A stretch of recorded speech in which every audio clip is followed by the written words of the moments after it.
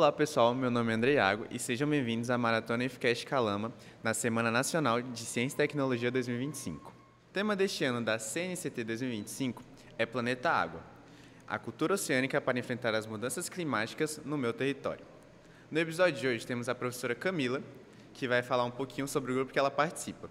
Qual o grupo mesmo que a senhora participa, professora Camila? Eu participo do GP Mecatrônica. Conta um pouquinho pra gente como é lá, os projetos que a senhora está fazendo parte agora. Eu participo do GP Mecatrônica. Atualmente eu estou com alguns projetos mais voltados à robótica lá. O grupo em si é um grupo mais diverso, a gente trabalha com internet das coisas, desenvolvimento de sistemas, robótica educacional, inteligência artificial, entre outros. Eu mesma estou envolvida, então, em 2 projetos de robótica educacional, com foco em robótica artística, computação artística, e alguns outros projetos em colaboração com outros professores, como o projeto com a professora Dani, que está fazendo um almanaque didático para explicar programação orientada a objeto. Estou também com a professora Daniela Toda, com o projeto das BioGirls, são 2 equipes que estão desenvolvendo um sistema web mobile para compostagem doméstica. Além disso, tem outros projetos rodando, da professora Sabrina, que é mais voltado para gamificação, utilização do RPG no ensino, criação de jogos com temáticas específicas, culturais. O professor Fernando, que faz alguns trabalhos também ali com a criação do Bebedroid, que ele está trabalhando nisso para criar um Bebedroid funcional aqui no campus. Ele também trabalha com outros projetos, como, por exemplo, ali a balança espacial, que ele está desenvolvendo em conjunto com os alunos. E os projetos mais voltados para o desenvolvimento, com o professor Anderson, que é desenvolvimento de sistemas mesmo, o professor Leandro, que tem trabalhos ali com mineração de dados, trabalho com criação de IA e chatbots. Então, o grupo é um grupo bem diverso. Entendi. E quais são as principais linhas de pesquisa do grupo? As principais linhas, então, especificamente, é internet das coisas, sistemas computacionais, engenharia de software, inteligência artificial e tecnologias educacionais. Entendi. E que projetos estão em desenvolvimento atualmente? Só esse que a senhora explicou pra gente? Olha, eu acho que eu já fiz ali um apanhado de tudo. Acho que poderia complementar, então, com o professor Cledenilson, que ele está afastado. Ele também tem uma equipe de robótica educacional para a OBR.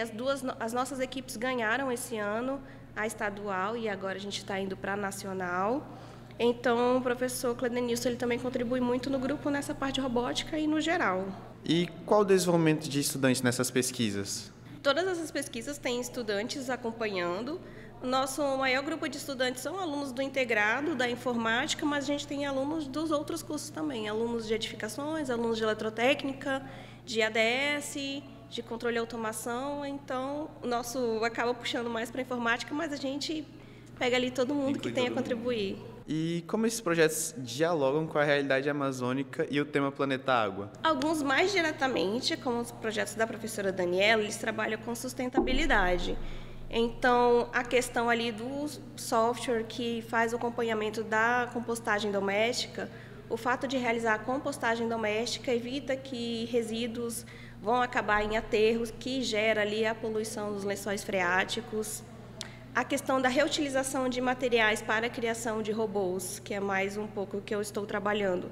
Novamente, também retira do ambiente resíduos que seriam descartados de formas incorretas e poderiam acabar em rios, que acabariam no mar, enfim, afetariam a fauna e a flora local, consequentemente a oceânica também, porque a gente está tudo num super rio aqui. Sim, interligado. Professora, quais as soluções tecnológicas o grupo propõe para enfrentar problemas relacionados à água e o clima?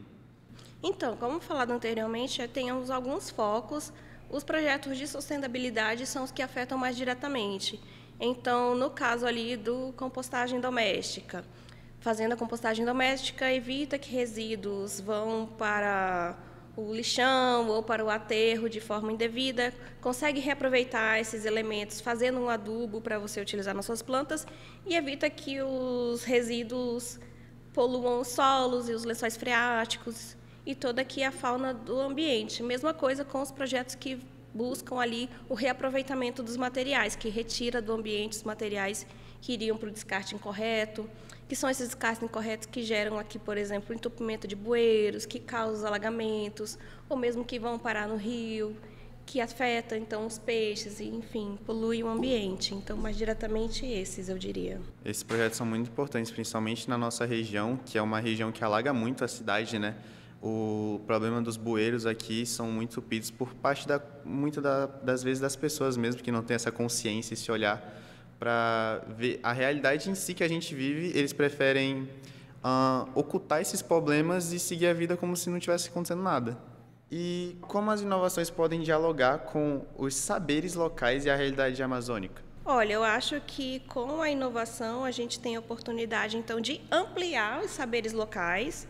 Eu vou utilizar agora de exemplo o projeto da professora Sabrina, que é o Cantando o Axé, que é sobre uma cultura que não é tão divulgada aqui e que às vezes sofre preconceito pela ignorância de não conhecer. Então, com a popularização das informações sobre essa cultura, com o jogo da professora Sabrina, talvez pelo menos parte do preconceito pela ignorância poderia ser reduzido. Ou então, falando do almanaque didático que eu faço com a professora Daniela. Parte da dificuldade, você, Andrei, como aluno de informática, sabe que alguns dos conceitos que a gente trabalha em análise e computação são um pouco abstratos. Então, utilizando os elementos regionais, as formigas, a uva, os jogos do IFRO, trazendo mais para a nossa cultura local, tentar, de alguma forma, fazer essa conexão do local com esse conceito abstrato para facilitar ali a aprendizagem, não só para a gente, mas aqui para a nossa cultura, no geral, na nossa região. E eu, como estudante, posso afirmar que ajuda muito, porque são conhecimentos, às vezes, assim, que a gente fica... Quando vocês falam a parte teórica, assim, no significado real, a gente fica, meu Deus, que é isso? Mas quando vocês dão um exemplo, assim, de algo que está relacionado à nossa vida mesmo, está interligado, a gente já vê que é algo, um conceito básico, assim, que a gente logo entende diretamente. E qual o papel da ciência e tecnologia na mitigação das mudanças climáticas? Um papel fundamental, pois pelo menos pela tecnologia a gente pode desenvolver novos produtos, né, como alternativas aí para os agentes que causam as mudanças climáticas. Aqui falando novamente mais da área da informática, puxando sardinha. Na ciência de dados a gente pode pegar esses dados que a gente tem disponível para estabelecer padrões, perceber esses padrões. Aqui no campus a gente tem acesso a alguns sensores de qualidade do ar, sensor ali com o professor Bauer, da atmosfera. Então, a gente consegue coletar esses dados e fazer algumas previsões de ações que poderiam fazer, além das novas tecnologias que a gente pode realmente fazer para melhorar a qualidade. Saindo do exemplo aqui do campus, eu conheci uma professora que ela desenvolveu um canudo comestível. E esse canudo comestível, ele, por exemplo, eliminaria parte do problema dos canudos plásticos que são descartados e não tem como ser reciclados.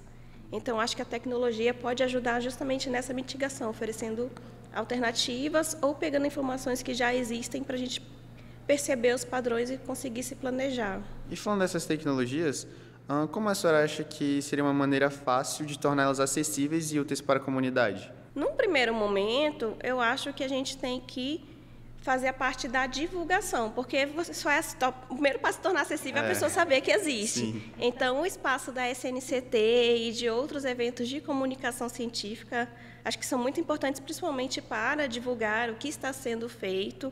Outra forma de tornar acessível é ter quem está desenvolvendo essas tecnologias, ser um grupo diverso, porque tendo um grupo diverso você tem a perspectiva de diferentes olhares e isso permite você, por exemplo, se tem alguém na equipe com baixa visão, ele já pode notar uma coisa que outra pessoa sem baixa visão não notaria. Então, você pensa muito mais na acessibilidade.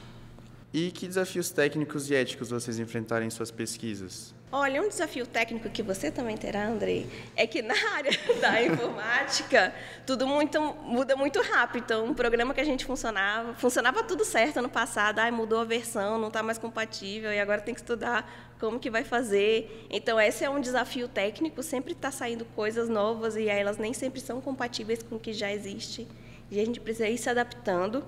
E outro dilema, dificuldade técnica e ética que a gente tem é a questão da inteligência artificial, em especial inteligência artificial generativa, que muitas vezes não tem a base de dados coletada de maneira ética, sem autorização dos seus autores. Para fazer aí a filtragem e o treinamento dessas máquinas é usada mão de obra precarizada, que não recebe bem. Então, tem uma reprodução de estereótipos e de informações que não necessariamente são corretas ou só fortalecem uma visão de mundo de quem criou. Então, o desafio ético de utilizar a inteligência artificial no trabalho e a aplicação dela, eu acredito que é um dilema ético nosso atual. E falando da informática em si, a informática é algo que a gente nunca aprende porque está sempre em constante mudança e evolução, né? Então, acaba que muitos desses problemas são algo que a gente tem que estar procurando sempre entender e melhorar, estudar mais, né? Porque é realmente uma área que está sempre crescendo e evoluindo. E o que significa cultura oceânica no nosso território amazônico? Olha, apesar da gente não ter uma conexão direta com o oceano, a gente está conectado indiretamente com o Rio Amazonas, que é o maior, e a gente aqui em Porto Velho, especificamente, está no afluente ali do Rio Madeira, então, outro grande rio. Então, a gente está conectado desta forma. E aí eu fui pesquisar, olha aí, eu não sabia o que era cultura oceânica. Então eu fui procurar, fui lá, baixei o manual da Unesco. E aí, do que eu vi do manual da Unesco, dos princípios da cultura oceânica, todos são aplicáveis com a gente. A gente realmente só muda a cultura oceânica para, por exemplo, rio. E Sim. Tudo combina. Então, pensando aqui com a gente, eu puxei aqui alguns dos princípios. Por exemplo, o princípio 2, o oceano e a vida marinha têm uma forte ação na dinâmica da Terra. O mesmo é válido para nós, né? A vida aqui do rio tem uma forte influência no que a gente faz na Terra, né? Aqui o rio suporta uma imensa diversidade de vida e de ecossistemas. O rio e a humanidade estão fortemente interligados. Então, a cultura oceânica bate completamente com a gente aqui na Amazônia, se a gente mudar a palavra. E, como eu falei, a gente está interligado, querendo ou não, porque o rio cai lá no oceano. Sim. Que ações ou mudanças são urgentes frente às mudanças climáticas locais? Eu acredito que a gente tem um problema muito forte com relação às queimadas e à desmatação aqui na cidade. A gente está sempre aqui nesse período meio defumado, né, no momento da gravação, em setembro. Então, acho que as ações que podem ser feitas mais urgentes são com relação a ações que podem melhorar a sensação térmica da nossa cidade, plantar as árvores, manter as nossas árvores, como também a ação de coibir essas ações de desmatamento e queimada e, como você comentou, o auxílio da população local em também manter o nosso meio ambiente. Então, jogar o lixo no lixo, não jogar as coisas. Então, aqui a gente tem um problema nessa região muito seca de que, quando é descartado o vidro de forma incorreta, a incidência do sol no vidro na grama seca facilita a criação de incêndios, às vezes não intencionais. Então, parte do descarte correto, pensando nas nossas ações individuais, é isso. Além das outras ações maiores que têm que ser feitas por gestores e afins. Uma coisa que ajudaria muito seria ter uma coleta seletiva assim, realmente organizada, né? Por conta que muitas pessoas, apesar de fazerem a coleta seletiva certinho, acaba que não rende muita coisa para a nossa saúde, por conta que uma pessoa a cada 1000 fazem a coleta seletiva certinho. E é algo que o governo não se preocupa muito aqui na nossa região, ainda mais por ser uma região com muitas florestas, muito incêndio. Era algo que as pessoas deviam dar uma importância maior. E eu queria perguntar para a senhora uma mensagem final que o seu grupo gostaria de deixar para a nossa comunidade acadêmica, para a sociedade. Olha, a gente só tem um planeta, ninguém que está vendo essa gravação vai estar vivo para ir para Marte, se a gente for para Marte. Então, a gente está tudo condenado a ficar nesse planeta, então vamos cuidar dele, certo? Já está muito quente, não podemos subir mais a temperatura, não vou aguentar. Então, neste primeiro momento, quem está vivo aqui é que é responsável por manter a nossa própria qualidade de vida. E, no segundo aviso, nossos alunos do terceiro ano estão se formando.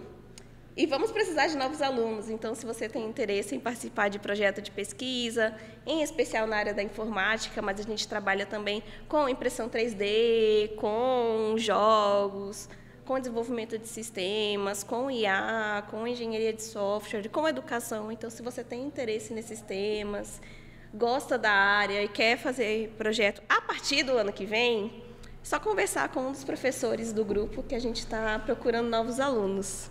E antes de finalizar, eu fiquei curioso sobre essas peças que a senhora trouxe aqui pra gente.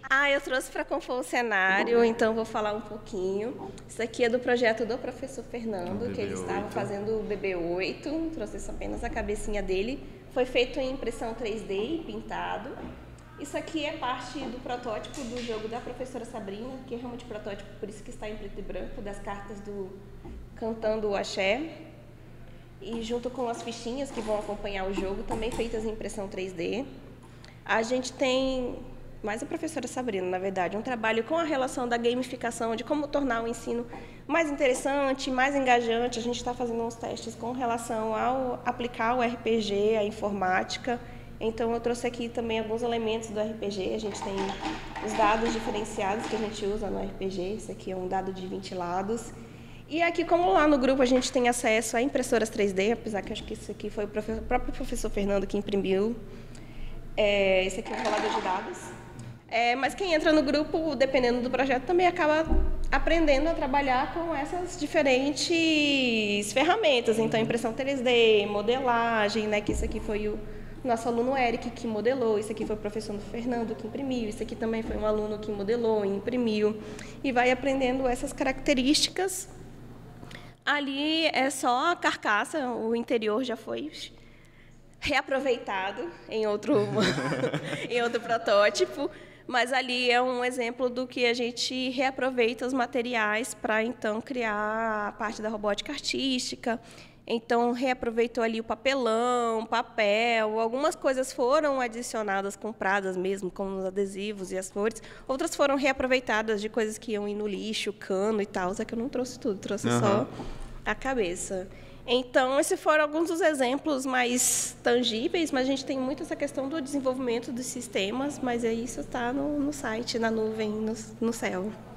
Realmente é um grupo muito legal e que eu faço parte, gente, então eu recomendo, principalmente fazer projetos com a professora Camila, Dani, Fernando, são professores incríveis, então quem vai entrar no IFRA, quem entrar em informática principalmente, já corre atrás deles.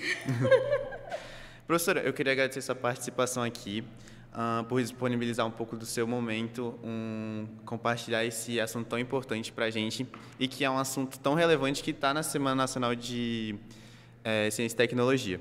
Eu queria entregar para a senhora esse bottom. Muito obrigada! E, gente, eu queria deixar uma mensagem para vocês que a inovação só faz sentido quando melhora a vida das pessoas. E proteger o ambiente, para que vivemos melhor, só reforça que a ciência e tecnologia devem caminhar juntos com a comunidade, para enfrentar as mudanças climáticas e esses assuntos que a gente está compartilhando aqui sobre água e o oceano, né? Que é um conteúdo muito importante para a gente trabalhar na Semana Nacional de Ciência e Tecnologia 2025. A Maratona IFCast 2025 está no ar e já segue a gente para os próximos vídeos.